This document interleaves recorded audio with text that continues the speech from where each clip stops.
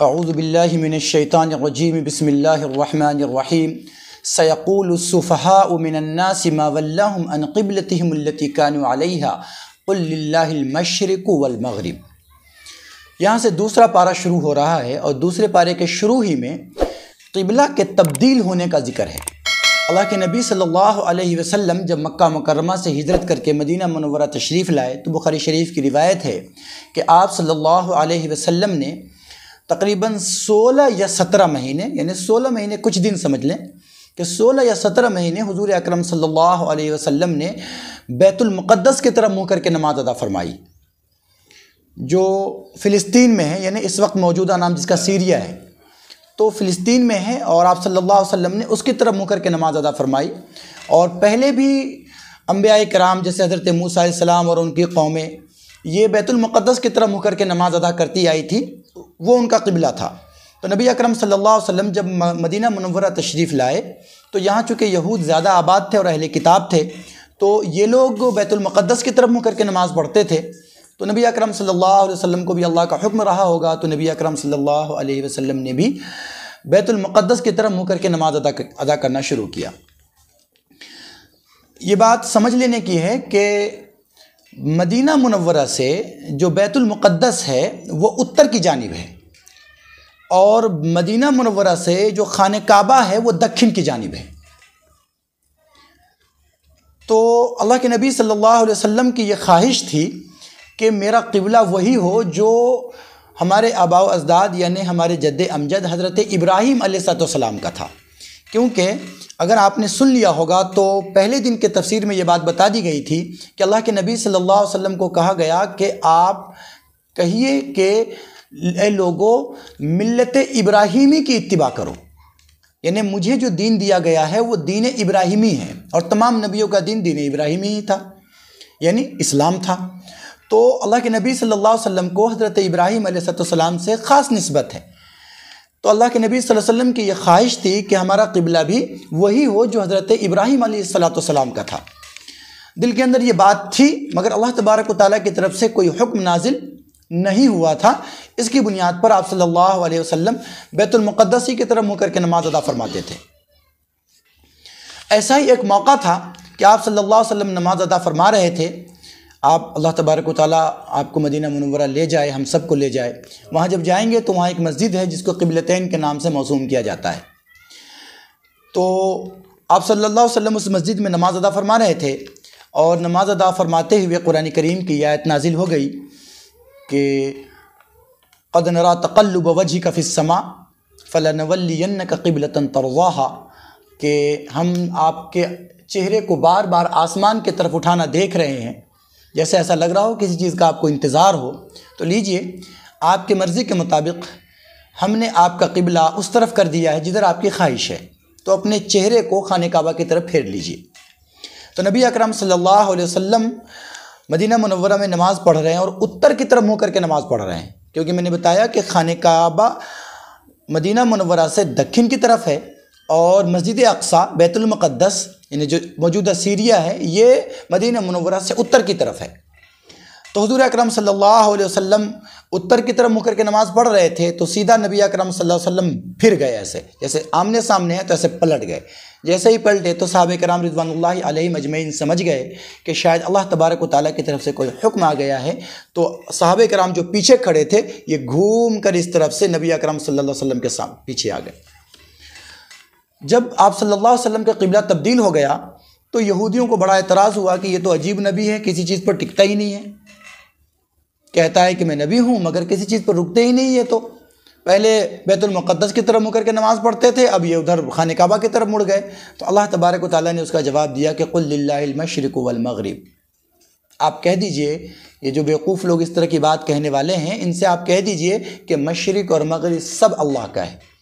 کسی چیز کی طرف منہ کر کے نماز پڑھنے کا مطلب یہ نہیں ہے کہ ہم اس کی عبادت کرتے ہیں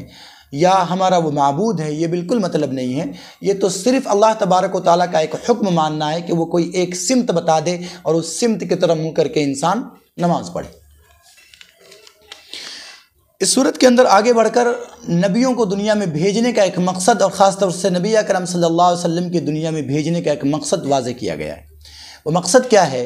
کہ اللہ کے نبی صلی اللہ علیہ وسلم کو جو بھیجا گیا تو خاص طور سے 4 مقصد دے کر بھیجا گیا۔ اس میں سے سب سے پہلا مقصد ہے کہ قرآن کریم پڑھ کر سنائے، یتلو علیہم آیاتک، کہ اللہ تبارک و تعالیٰ کی آیتوں کو پڑھ کر لوگوں کو سنائے کہ یہ اللہ کا قرآن ہے، یہ اللہ کا کلام ہے، یہ اللہ تعالیٰ اس کے اندر یہ باتیں کہتا ہے۔ دوسری چیز، اس قرآن کریم کے ذریعے اور اللہ تبارک و تعالیٰ نے جو انہیں احکام دیے ہیں ان کے ذریعے ان کا تزکیہ نفس کرے۔ تزکیہ نفس کرنے کا مطلب ہے، تزکیہ کہتے ہیں صفائی کرنا، پاک کرنا، دھلنا، دھلانا۔ تو انسانوں کے اندر اللہ تبارک و تعالیٰ نے نفس امارہ کو رکھا ہے جو انسان کو گناہوں کی طرف، لذتوں کی طرف لے کر جاتا ہے، نافرمانی کی طرف لے کر جاتا ہے۔ تو اللہ تبارک و تعالیٰ کا جب رحم ہو جائے بندے کو تو یہ نفس امارہ کمزور پڑنے لگتا ہے۔ جب بندہ دل پر محنت کرتا ہے، نیکیوں میں آگے بڑھتا ہے، تو یہ نفس امارہ کمزور پڑنے لگتا ہے۔ تو اللہ کے نبی صلی اللہ علیہ وسلم کا منصب نبوت میں دوسرا کام یہ ہے کہ انسانوں کا تزکیہ کرے، ان کے دل، انسانوں کے دلوں کے اندر جو بات، جو خواہشیں، جو دنیا کی تمنائیں، جو گناہ کا مادہ ہے، اس کو دھلا کر صاف کریں اور ایک اللہ کے عبادت کے لیے ان کو مکمل طریقے سے تیار کریں۔ دل کو غلاظتوں سے پاک کر دے، گناہوں سے پاک کر دے۔ یہ تزکیہ کا کام آج کے وقت میں اولیاء اللہ، بزرگان دین اپنے یہاں تربیت میں رکھ کے، کچھ بڑے علماء اپنے یہاں تربیت میں رکھ کے یہ کراتے ہیں، تو اس کا ثبوت ہے۔ تو اللہ کے نبی صلی اللہ علیہ وسلم کا جو مقصد دنیا میں تشریف لانے کا تھا، اس میں سے دوسرا مقصد قرآن کریم نے یہ بتایا کہ آپ کی بعثت کا مقصد یہ ہے، اور دوسرے انبیاء کی بعثت کا مقصد بھی یہی تھا کہ لوگوں کا تزکیہ کریں، ان کے دل کے اندر جو نفسانی خواہشات کا غلبہ ہے اس کو کم کرے، اس کا زور کم کرے۔ تیسری چیز کہ کتاب و حکمت کی تعلیم دیں ان کو۔ وہ کتاب جو ہم نے آپ کو نازل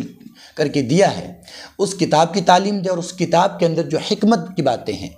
وہ جو دانائی کی باتیں ہیں، وہ جو عقل مندی کی باتیں ہیں، اس کی تعلیم دیں۔ آج پوری دنیا کے اندر ہم دیکھتے ہیں کہ ترقیات کے اندر، ٹیکنالوجی کے اندر دوسری قومیں بہت آگے ہیں، اور مسلمان اس کے پاسنگ میں بھی نہیں ہیں، آٹے میں نمک کے برابر بھی نہیں ہیں۔ ایک دکا ہے ہر زمانے میں، لیکن مجموعی طور پر مسلمان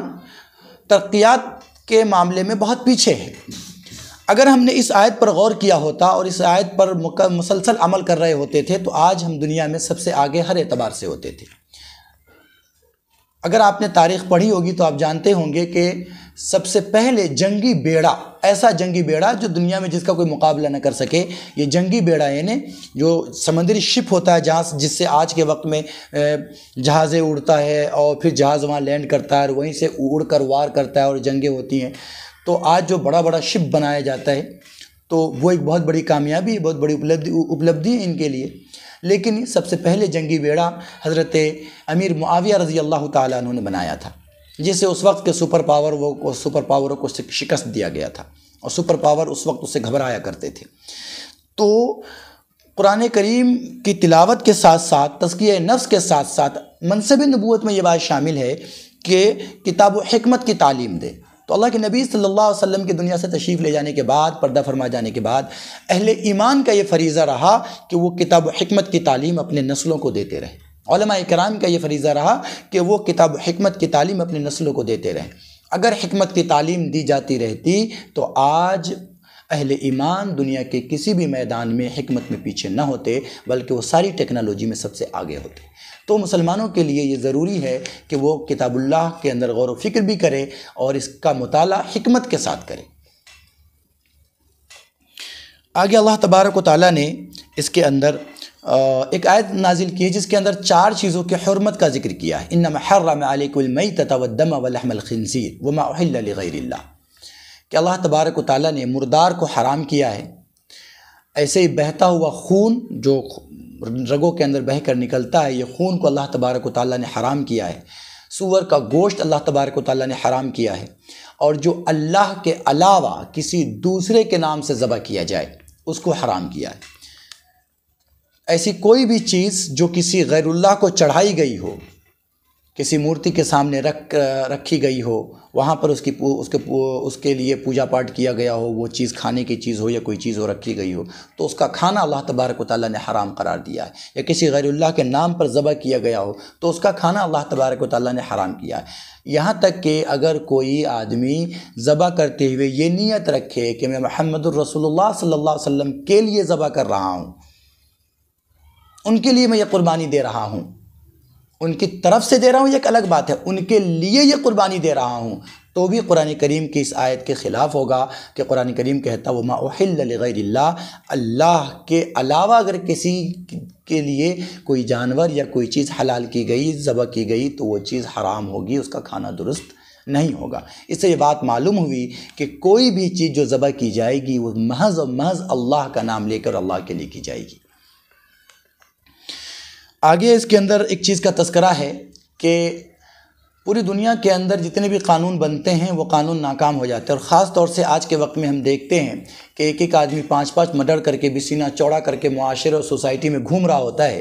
اور وہ سمجھتا ہے کہ میں نے بہت بڑا کام کیا ہے، لوگ اس سے ڈر رہے ہوتے ہیں. شریعت اسلام کے اندر قصاص کا ایک قانون ہے. قصاص کا مطلب کہ اگر کسی نے کسی کو قتل کیا ہے تو اس کے بدلے میں اس کو قتل کیا جائے گا. ان النفس بالنفس والعین بالعین والاذن بالاذن والسن بالسن والجروح قصاص. تو قرآن کریم نے قصاص کا تذکرہ کیا ہے. قصاص کا مطلب ہی ہے کہ بدلہ لیا جائے. اگر کسی نے کسی کو ظلماً قتل کیا ہے تو یہ قاتل چاہے کوئی بھی ہو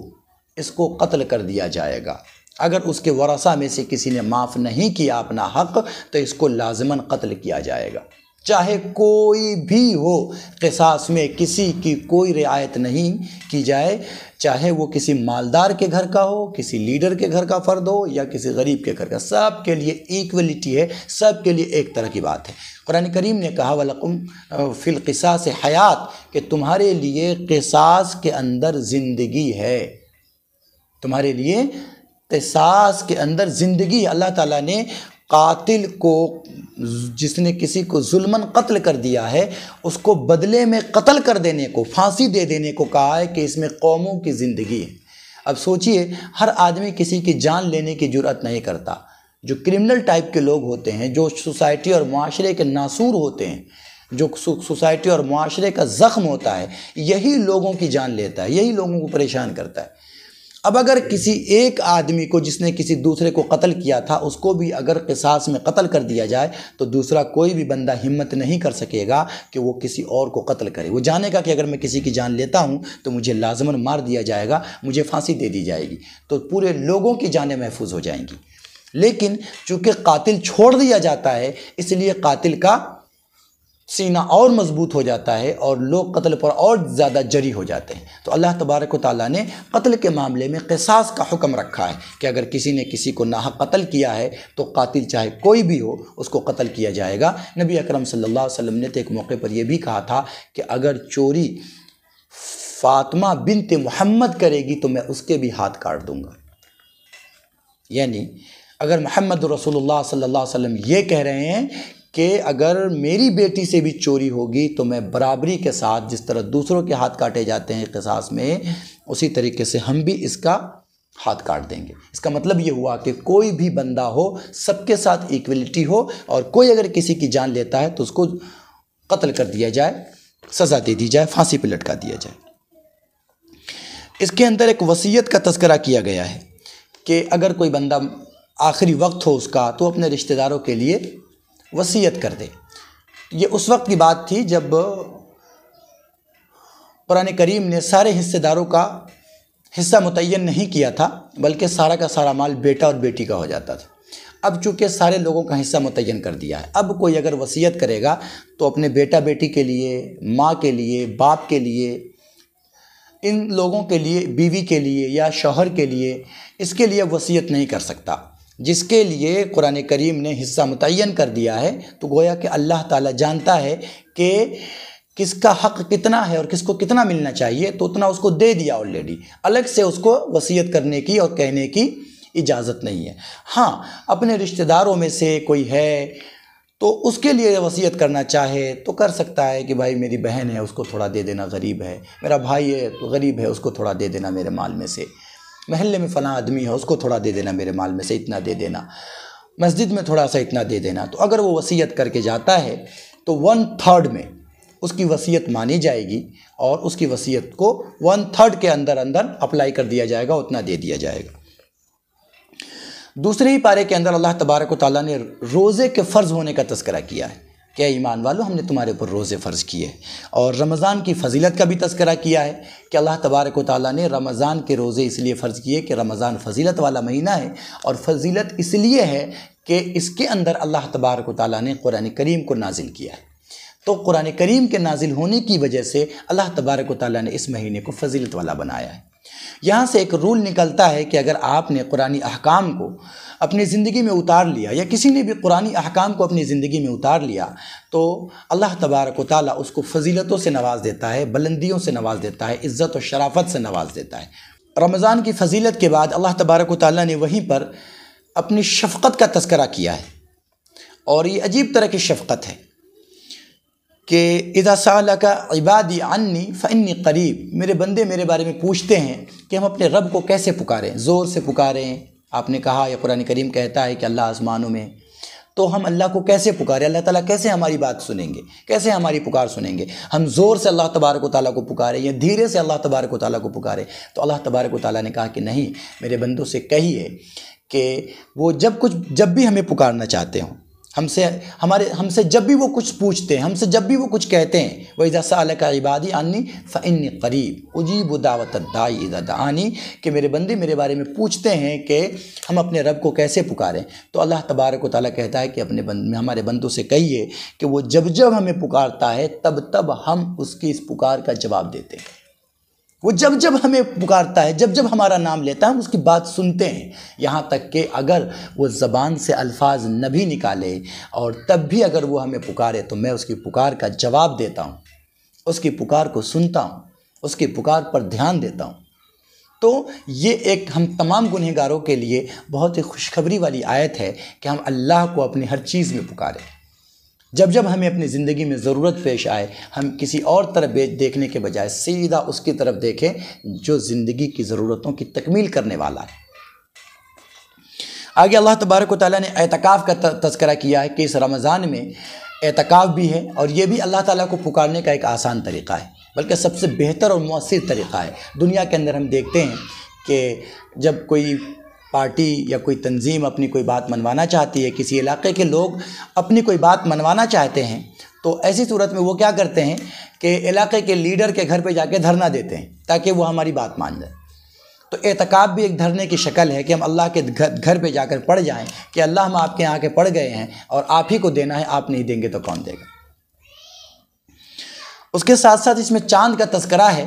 کہ صحابہ کرام نے پوچھا کہ اللہ کے نبی، چاند جو گھٹتا ہے اور بڑھتا ہے، کم دکھتا ہے، پھر زیادہ ہوتا ہے، پھر زیادہ ہوتا ہے، اس کا کیا مطلب ہے؟ تو چاند کے گھٹنے بڑھنے سے مسلمان کہتے ہیں انسانوں کا کوئی فائدہ نہیں تھا، تو اللہ تبارک و تعالیٰ نے ایک حکمت کے ساتھ جواب دیا کہ کیوں بڑھتا ہے یہ مت جانو، یہ جانو کہ بڑھنے اور گھٹنے کا فائدہ کیا ہے، کہ چاند کے بڑھنے اور گھٹنے سے اللہ تبارک و تعالیٰ نے دن، مہینہ اور سال کا حساب کر رکھا ہے۔ اس کے ذریعے تم سال کا حساب لگاتے ہو، مہینوں کا حساب لگاتے ہو، اور اسی کے ذریعے تم سال کا حساب لگا کے، مہینوں کا حساب لگا کے حج کرنے جاتے ہو، دن کا حساب لگاتے ہو، اس کے ذریعے تم عبادتیں کرتے ہو، مہینے کا حساب لگاتے ہو، اس کے ذریعے تم عبادتیں کرتے ہو، روزے رکھتے ہو۔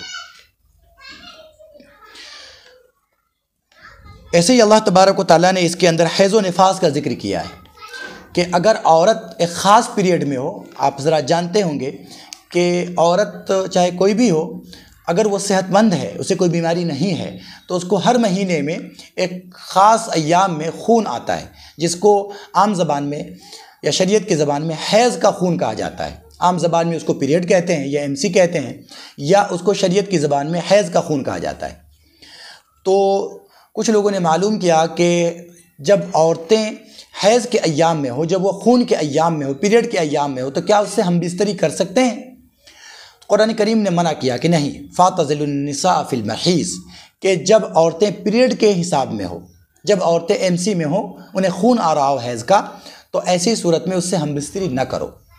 نہ کرنے کا مطلب جب اللہ تعالیٰ نے کہہ دیا نہیں تو بس نہیں، یعنی اگر کوئی اپنی بیوی سے جو اس کے لیے حلال ہے اگر ہم بستری کرتا ہے حیض کے ایام میں، خون آتے وقت کرتا ہے، تو وہ حرام کام کر رہا ہے، حرام میں ملوث ہے، اس کو اس وقت بچنا چاہیے۔ اور دوسرا ہے نفاس۔ نفاس کا تذکرہ قرآن کریم میں نہیں ہے۔ نفاس کہتے ہیں کہ ڈیلیوری کے بعد، بچے کی ولادت کے بعد جو خون آتا ہے اس خون کو نفاس کہا جاتا ہے۔ یہ خون 10 دن بھی آ سکتا ہے، 5 دن بھی آ سکتا ہے، اس کی زیادہ سے زیادہ مدت 40 دن ہے۔ تو 40 دن کے اندر اندر یہ خون بند ہو جاتا ہے۔ 40 دن کے بعد بھی اگر آئے تو وہ نفاس کا خون نہیں سمجھا جاتا، وہ غلاظت کا خون نہیں سمجھا جاتا، بلکہ اب وہ بیماری کا خون ہے۔ تو جب تک یہ خون آئے گا تب تک یہ عورت نماز بھی نہیں پڑھے گی، اور مرد کو بھی اجازت نہیں ہے کہ بیوی کے ساتھ ہم بستری کرے۔ اس کے اندر طلاق کا تذکرہ بھی موجود ہے دوسرے پارے کے اندر، کہ انسان اگر اپنے بیوی کو طلاق دے تو کس طریقے سے طلاق دے۔ طلاق مرتان، طلاق 2 طلاق ہے، یعنی رجعی طلاق 2 طلاقیں ہیں۔ اگر کسی نے اپنی بیوی کو 1 طلاق دیا، 2 طلاق دیا، تو اس کو اس بات کی اجازت ہے کہ وہ کہہ دے عدت گزرنے سے پہلے کہ جان دو میں طلاق واپس لیتا ہوں، اب آج سے تم میری بیوی ہو۔ یا منہ سے نہ بھی کہے، اس کے ساتھ ایسا برتاؤ کرنے لگے جیسا انسان بیوی کے ساتھ برتاؤ کرتا ہے، تو اگر عدت کے اندر اندر یعنی 3 حیض گزرنے کے اندر اندر تو یہ اب پھر اس کی بیوی ہو جائے گی۔ لیکن اگر عدت گزر گئی تو اب یہ واپس نہیں کر سکتا، اس کو نکاح کرنا پڑے گا۔ لیکن اگر کسی نے 3 طلاق دے دی، چاہے وہ ایک ہی مجلس میں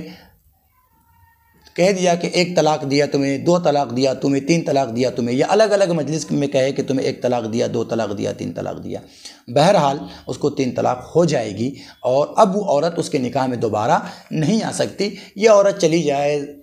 دوسرے سے نکاح کر کے اپنی زندگی گزارے، اس شوہر کا انتقال ہو جائے یا پھر اس سے طلاق ہو جائے، پھر واپس یہ اس کے پاس نکاح کرنا چاہے تو نکاح کر سکتی ہے۔ اس کے اندر رضاعت کا بھی ذکر ہے کہ اگر کسی نے دودھ پیتے ہوئے بچے کو دودھ پلا دیا تو یہ دودھ پلانے والی اس کی رضاعی ماں ہو گئی، دودھ شریک ماں ہو گئی، اور یہ بچہ اس کا دودھ شریک بچہ ہو گیا۔ مدت رضاعت کے اندر، دودھ پینے کے اندر، اگر کوئی 4 سال کا بچہ ہو گیا، اب اگر کسی عورت کا دودھ پی لیتا ہے تو وہ مدت رضاعت میں شامل نہیں ہے، اب یہ دونوں آپس میں رشتہ دار نہیں ہیں۔ لیکن دودھ پینے کے ایام میں اگر بچہ کسی عورت کا دودھ پی لیتا ہے تو ایسی صورت میں یہ بچہ اس کا رضاعی بیٹا ہوگا۔ اب یہ اپنی اس رضاعی ماں سے بھی نکاح نہیں کر سکتا، اس کی اولاد سے بھی نکاح نہیں کر سکتا، رضاعی ماں کے بہن سے بھی نکاح نہیں کر سکتا۔ جس طرح سے اپنی ماں سے نکاح نہیں کر سکتا، ایسے ہی جس کا دودھ پیا اس سے نہیں کر سکتا، اپنی بہن سے نہیں کر سکتا، ایسے ہی جس کا دودھ پیا ہے اس کے بھی بیٹی سے نہیں کر سکتا،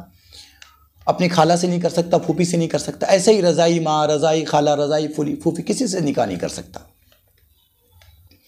اسی کے ساتھ اس کے اندر عدت کا مسئلہ ذکر کیا گیا ہے۔ عدت کا مطلب یہ ہے کہ اگر کوئی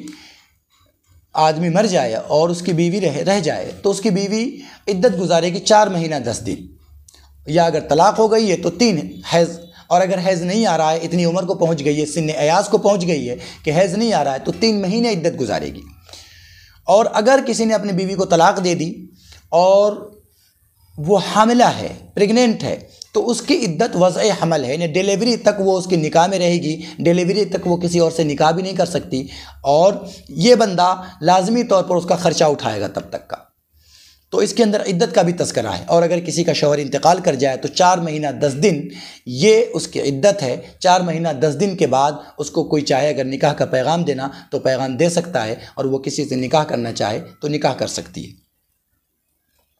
اور اخیر میں اس کے اندر حضرت طالوت کا واقعہ ذکر کیا گیا ہے کہ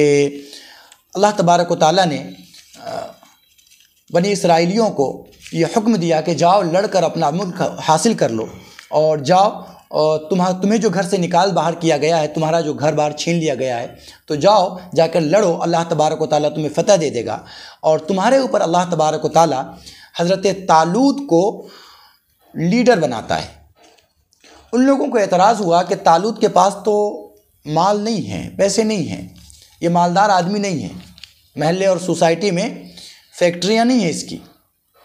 ہمارے یہاں تو مالداروں کی عزت ہے، لہذا اس کے پاس مال نہیں ہے، لہذا ہمارے ان کی کوئی عزت بھی نہیں ہے، جیسا کہ آج کے سوسائٹی میں ہوتا ہے، جس کے پاس پیسہ ہے اس کی بڑی عزت ہے۔ تو اللہ تبارک و تعالیٰ نے کہا کہ نہیں، اللہ تبارک و تعالیٰ کی نظر میں مالدار کی کوئی حیثیت نہیں ہے۔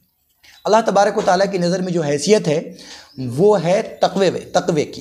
اللہ تعالیٰ کی نظر میں جو حیثیت ہے وہ ہے پرہیزگاری کی، اور اس کے ساتھ ساتھ جہاں تک لڑنے کی بات ہے، جہاد کی بات ہے، تو اس کے لیے ایک چیز اور ضروری ہوتی ہے، وہ چیز کیا ہے کہ جنگ کی مہارت ہو، طاقت ہو جسم کے اندر، اور یہ بسطۃ فی العلم والجسم ہے، یعنی اللہ تبارک و تعالیٰ نے ان کو علم بھی عطا فرمایا ہے اور جسم سے بھی طاقتور ہے۔ ان لوگوں کو بڑا اعتراض ہوا کہ نہیں بھائی، کیسے یہ ہمارے لیڈر ہو سکتے ہیں، یہ کیسے ہمارے سردار ہو سکتے ہیں، ہم ان کی کمانڈری میں کیسے لڑیں گے؟ تو ان کے جو اس وقت کے نبی تھے انہوں نے کہا کہ ٹھیک ہے، اللہ تبارک و تعالیٰ کی طرف سے ایک نشانی بھیجی جا رہی ہے، وہ نشانی جس کے پاس آ جائے گی وہی تمہارا لیڈر ہوگا۔ ان لوگوں نے کہا چلے ٹھیک ہے، تو وہ نشانی کیا ہوگی؟ تو کہا کہ بنی اسرائیل کے